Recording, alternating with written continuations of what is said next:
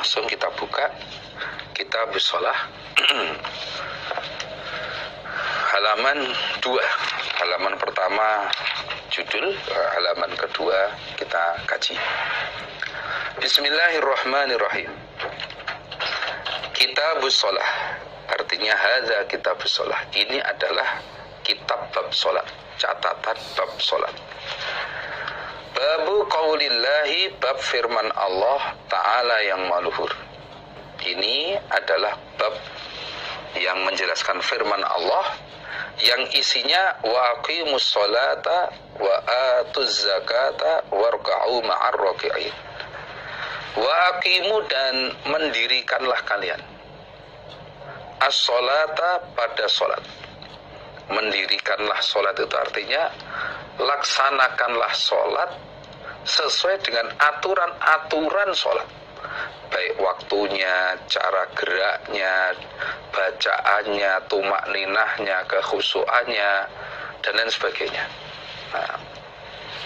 Wa'atu, dan mendatangkanlah kalian atau menunaikanlah kalian az-zakata, pada zakat. Tunaikanlah zakat. Di samping kita diperintah untuk mendirikan sholat atau menegakkan sholat, tunaikanlah zakat. Kalau sholat itu adalah haknya diri kita, kalau zakat adalah haknya harta kita. Warka'u, dan rukuklah kalian, maksudnya sholatlah kalian. Sholatlah kalian ma'ar raki'in, beserta orang-orang yang rukuk, artinya beserta orang-orang yang sholat. Arti dari warka'u ma'ar raki'in artinya adalah sholatlah berjamaah.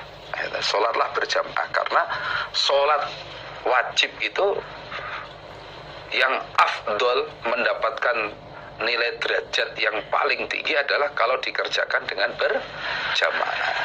Surat Al-Baqarah ayat 43.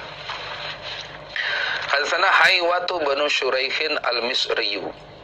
Sana itu singkatan dari haddatsana. Kalau haddatsana yang pertama itu cerita padaku Abu Daud, penulis Sunan Abu Daud. Cerita padaku Abu Dawud sapa Haywatu banu Syuraih al-Misri.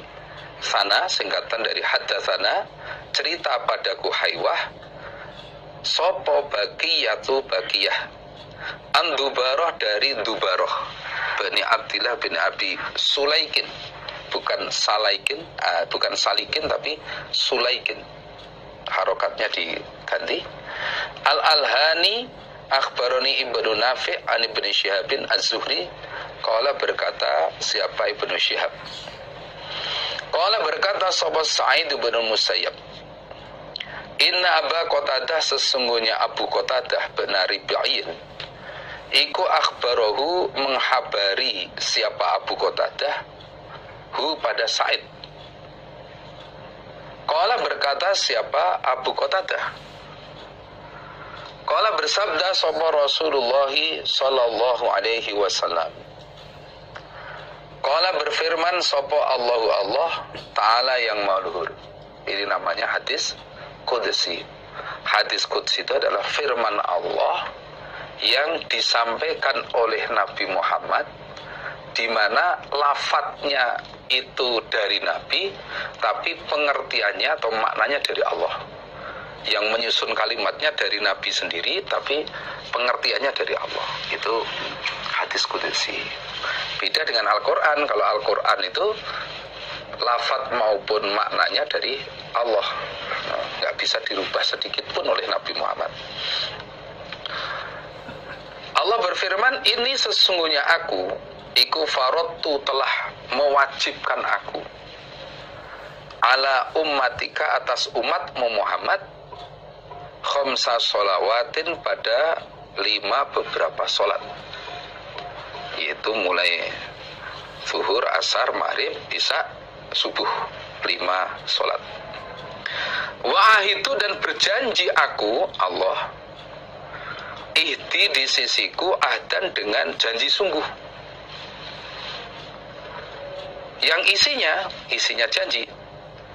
annahu sesungguhnya kelakuan man barang siapa jaa yang datang dia, yang datang kepada Allah, yuhafidhu dengan menjaga dia alaihina atas lima sholat, liwaqtina pada waktunya 5,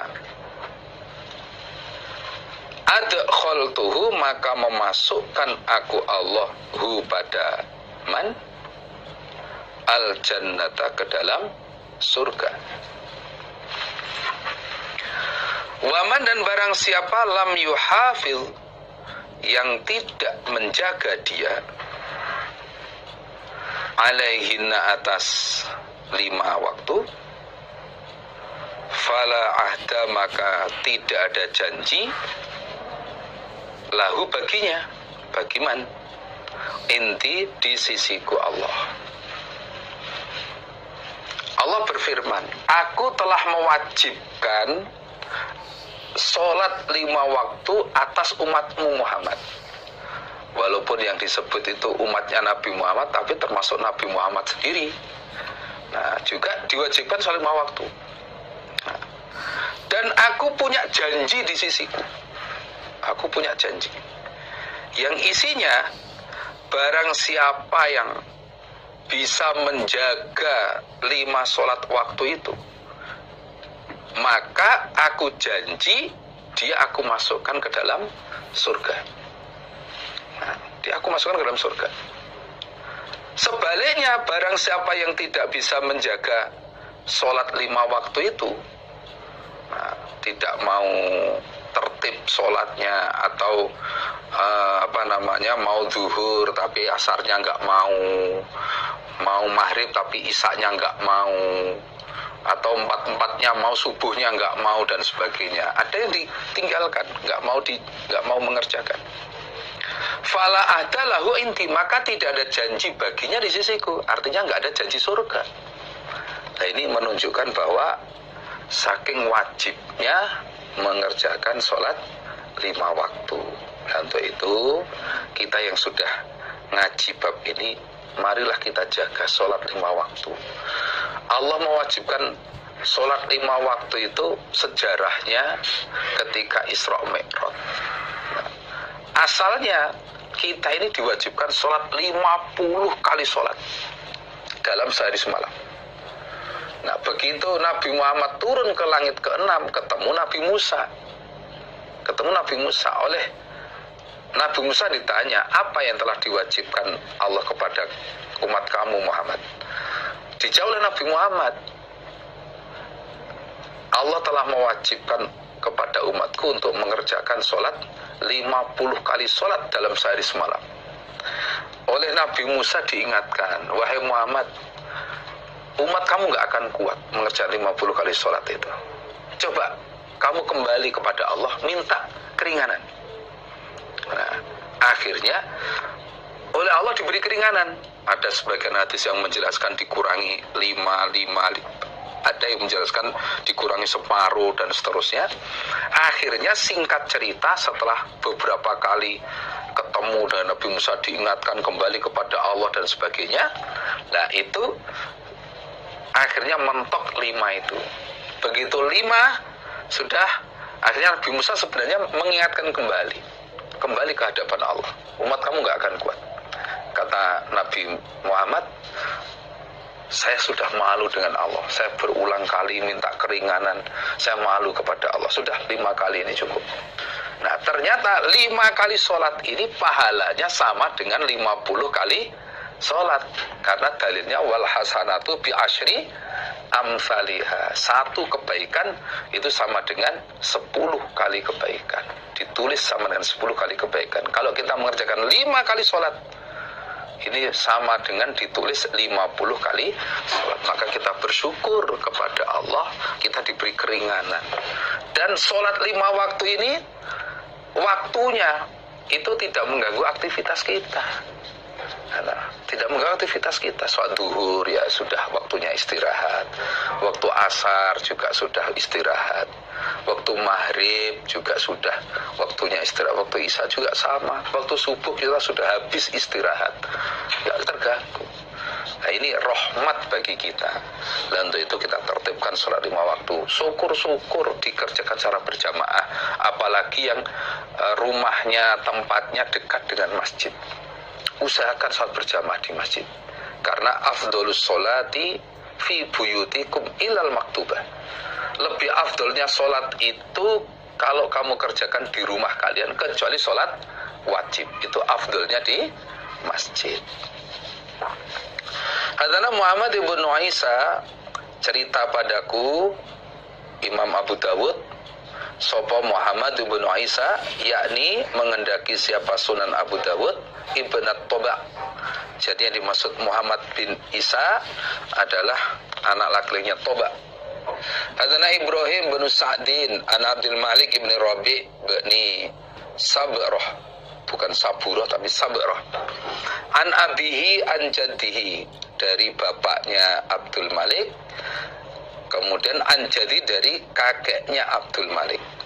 Abdul Malik berguru hadis ini dari bapaknya, bapaknya dari bapaknya lagi atau kakeknya Abdul Malik. Qala berkata siapa jaddi? Qala bersabda sapa an-nabiyyu sallallahu alaihi wasallam, muru memerintahkanlah kalian as-sobiyya pada anak kecil bisolati dengan solat. Artinya meskipun anak kamu masih kecil, perintahlah untuk mengerjakan solat. Nah ini tidaknya solat saja, otomatis beserta syaratnya, wudunya diajari. Bagaimana cara wudu yang benar sudah mulai diajari. Nah, idza balagha, ketika telah sampai siapa sobi, anak sab'a sinin, pada umur 7 tahun. Wa idza balagha, dan ketika telah sampai siapa anak asyra sinina, pada umur 10 tahun,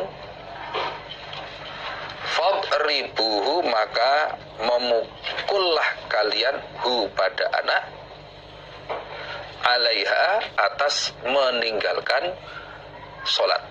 Alaiha artinya ala tarkiha, atas meninggalkan solat. Nabi bersabda,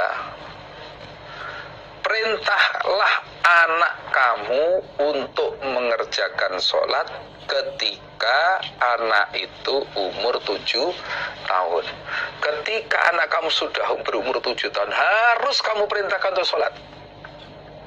Nah bagaimana kalau sebelum umur 7 tahun sudah diperintah sholat? Lebih baik lagi, lebih bagus lagi. Karena untuk pendidikan agama itu yang lebih baik adalah dikenalkan sejak usia dini. Nah ketika anak sudah bisa gerak, ketika sudah bisa bisa ngerti, itu segera diajari yang baik-baik. Terutama bab sholat ini sudah mulai mereka kenal, mereka sudah kita kenalkan.